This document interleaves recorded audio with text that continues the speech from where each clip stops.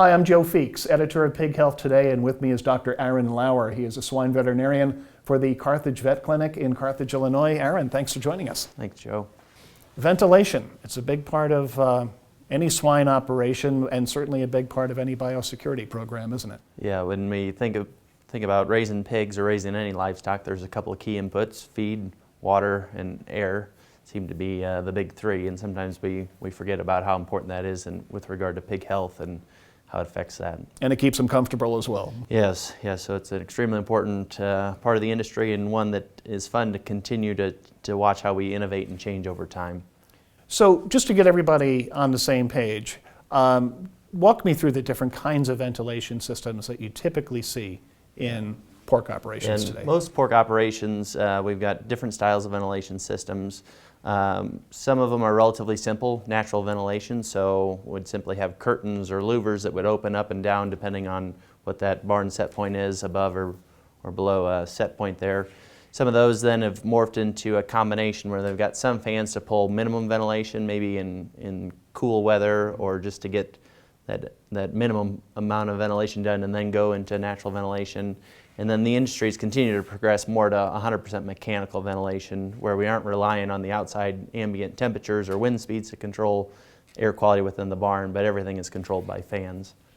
Now, you gave a presentation at the 2017 American Association of Swine Veterinarians meeting on positive pressure ventilation. This apparently is a technology that had kind of fallen out of favor and then come back. Could you walk us through the history of it? Correct. For a period of time there, we started to control swine barns through positive pressure ventilation. And positive pressure ventilation is easier to control and get good airspeed and distribution in the barns. And so we started to build quite a few nurseries that way. What we found, though, is that the way that was designed, the fans blew and put positive pressure into the room. However, if you had an idle fan in the attic there, that positive pressure airspace would allow warm or humid air to go back up into the attic or pushed it into the sidewalls.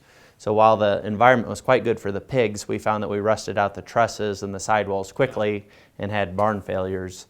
And so that's why that style of ventilation quickly went out of favor. And what was the alternative? The alternative was to go back to just the straight up negative pressure ventilation. Okay. So that concept has been used, fell out of favor, and that's why it's been a little risky to put it back into new barn construction. And I would think it would also require a considerable investment. Yes, yeah, whether you're going to retrofit new barns or just take the leap in faith and put it into new barns.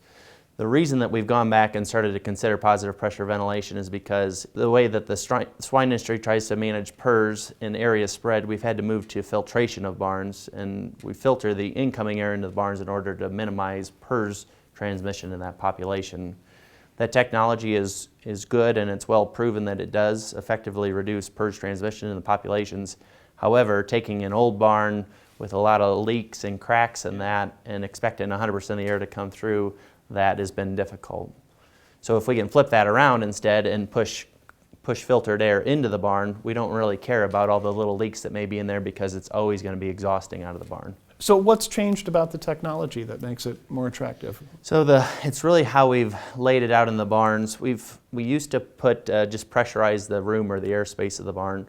What we've tried to design or develop has been maybe if we positive pressure the attic space of the barn, that'll always be pushing air into the rooms and not allow warm or dirty air to come back up into the attic space. So that design or that layout should keep your trusses and that from rusting out very quickly. And does that also ensure better or more uniform airflow so you avoid those hot spots that can cause humidity and so forth? Yeah, we've used some positive pressure in small barns like bore studs and that, where we push air in through the sidewall and push it through the population. Because of the size of sow farms and trying to get good air distribution in there, we had to go and positive pressure the attic. Now, in your presentation, you mentioned that this is particularly beneficial in bore studs. Why? The bore studs have been early adopters of the technology, and there's been bore studs that have been filtered for a long period of time and then went to the positive pressure because of because of what we believe is going to be better efficacy of the filtration. So those were some of the early adopters of this and did it 15 years ago, but those are small sites and they were a lot of construction cost. And to translate that into large sites here with good air distribution and try and get construction costs down has been how we've changed the barn designs.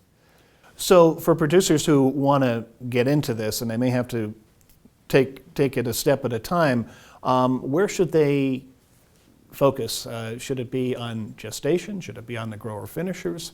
Yeah, generally we've been doing it in the sow farms only, just because the cost is quite a bit. So just the filters and the frames and that cost in that $75 to $90 a sow for the equipment, and then to do all the ventilation changes is really dependent on the age of the facility and how much upgrade needs to take place. So that can be anywhere from, say, $100 a sow to $300 a sow if you're doing it in a farm that's currently in production or progress. One of the people that presented with me was Pete Thomas with Iowa Select Farms, and they've taken all of their system and retrofitted it and put it into those farms because a lot of those farms are 20, 25 years old and needed new steel and new insulation and new ventilation anyways. So now you've talked about PRRS. Is that the primary reason for wanting to do this? It seems to be the primary economic driver. We sure know that mycoplasma can move via aerosol transmission, much like PRRS. It is not as common, and we also haven't taken as many farms mycoplasma negative as we have PRRS negative. However, with the changing antibiotic regulations, you're seeing a big push in the industry to eradicate mycoplasma from a lot of sow farm populations, so I think the technology will continue to be utilized there. With regard to other viruses, we would sure expect influenza virus. It would be somewhat effective for. We haven't built enough database and understand the transmission of that and really how do potentially barn employees transmit it.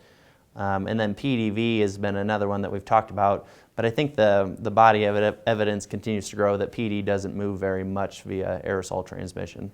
Okay. You talked about the investment required to get this going in the sow barn. What sort of return and what sort of time period would producers be looking at to get this money back? Yeah, we see if a sow farm has a break history of breaking at least once every 3 to 5-ish years, then the return has been good to go ahead, spend the money and filter those farms. If the farm's breaking less often than every 5 years, then generally you're better off to take your lumps, and that's kind of where that return on investment break point seems to be, is in that 3 to 5 years and below versus 3 to 5 years and above. And are there studies showing that if you do put in this kind of system that you will reduce the incidence of PRRS by X%? There's been work done looking at large-scale projects, and the thing that's a little bit difficult is we've got to have a pretty good time lag, so the data will continue to get better with time. But initial work kind of looks like maybe it's 5 to 8 times less likely to break with PRRS after you filter than before, or whatever your previous break rate was. Where do pork producers find the money for this? I mean, do they just have to go to their bank and try to get together the funds, or are there special programs available to them to find the financing? Yeah, it's really for the internal system, and we can use a lot of the history to kind of say, all right, here's what it's been costing us, and make a pretty good decision.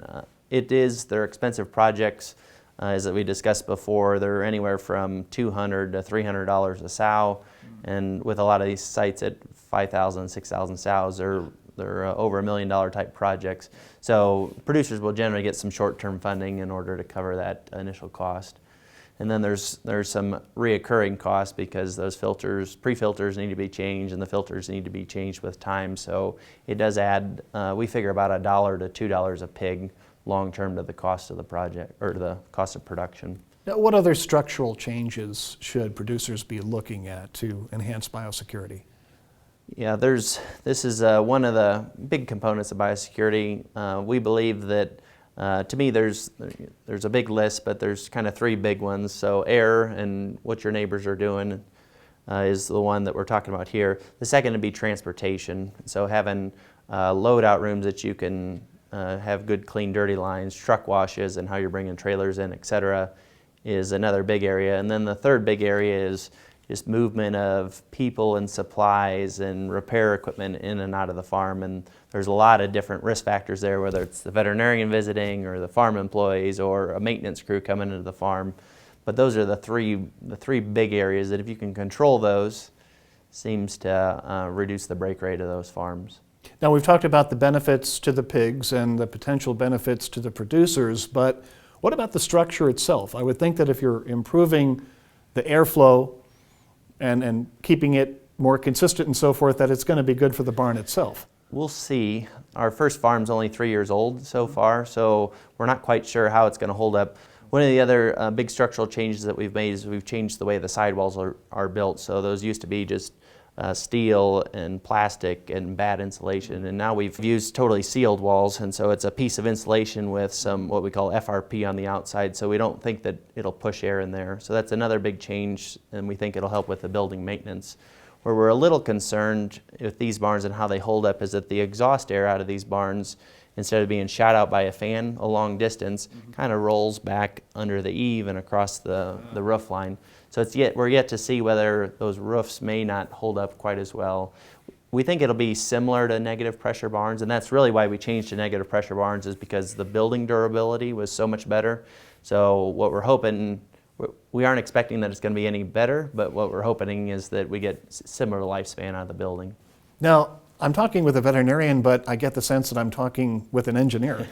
Yeah. I mean, some of it's just our personal preference, and I really like building projects and thinking through ventilation, and it's really what do we need to do to help our producers manage health and cost and be competitive in the industry. And a big chunk of that is barn and facility design, making sure we aren't spending too much on it, and then we get it set up right in order to maximize pig growth. And it certainly helps on the health end Yes. of the Yeah. operation as well. Yeah, having good ventilation makes my job a lot easier.